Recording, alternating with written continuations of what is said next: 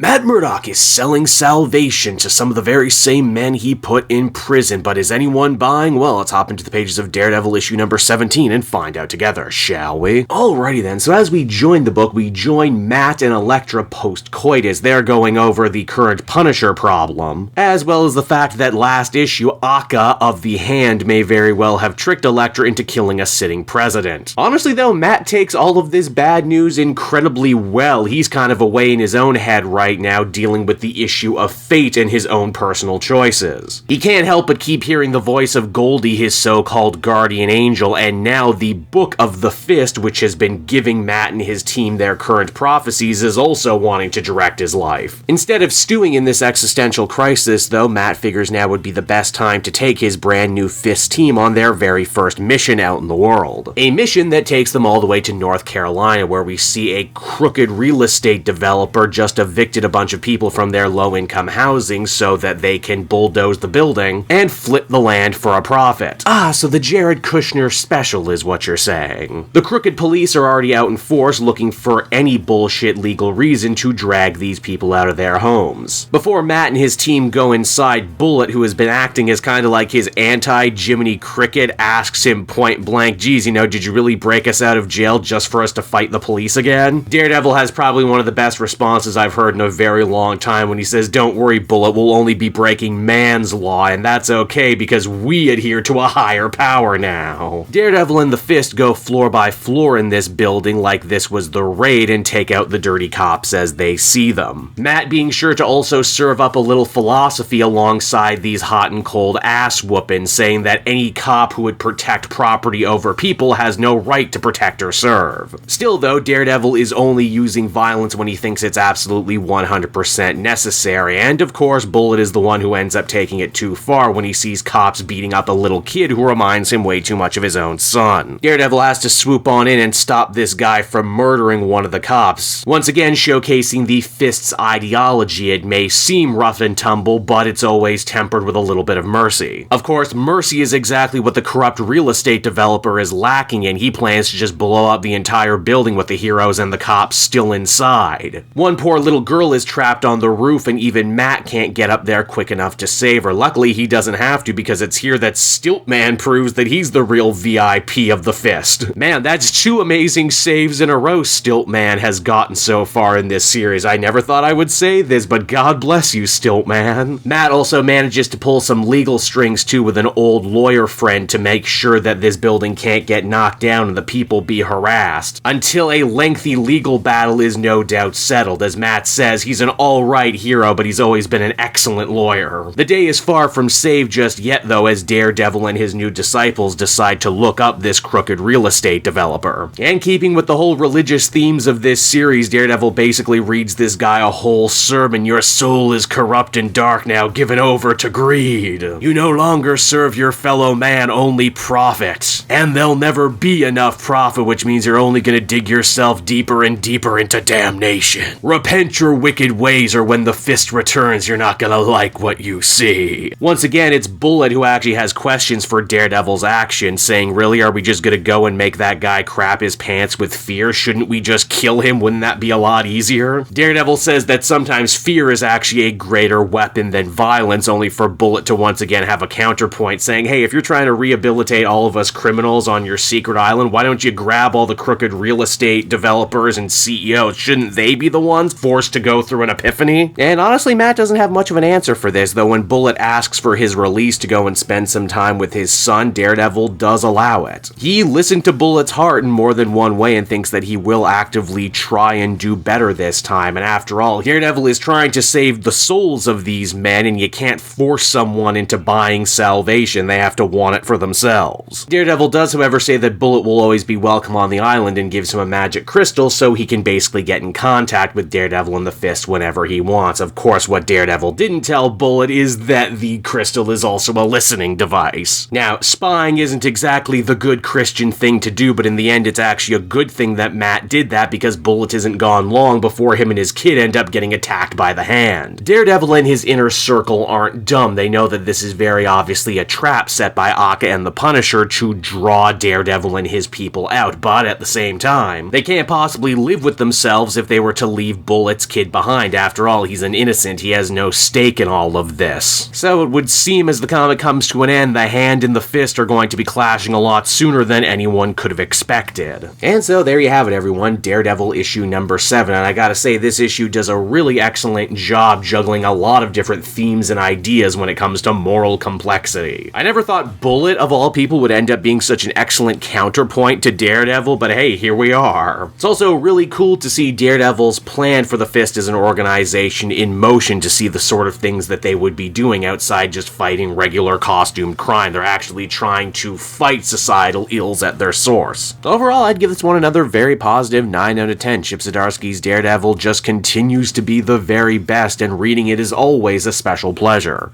Hey there everyone, Cape Joel again, and I want to thank you so much for watching to the end of the video. As always, if you liked what you see, be sure to like, subscribe, comment. It really helps drive engagement and helps me out too. Also, if you are a patron, which you can become for as little as $1 a month, you will get exclusive content that no one else can ever see, and you'll get to see the Comic Multiverse podcast before anyone else too. You can check out all this and more down in the description. And until next time everyone, this has been Cape Joel, and I'll see you all next time. Cheers.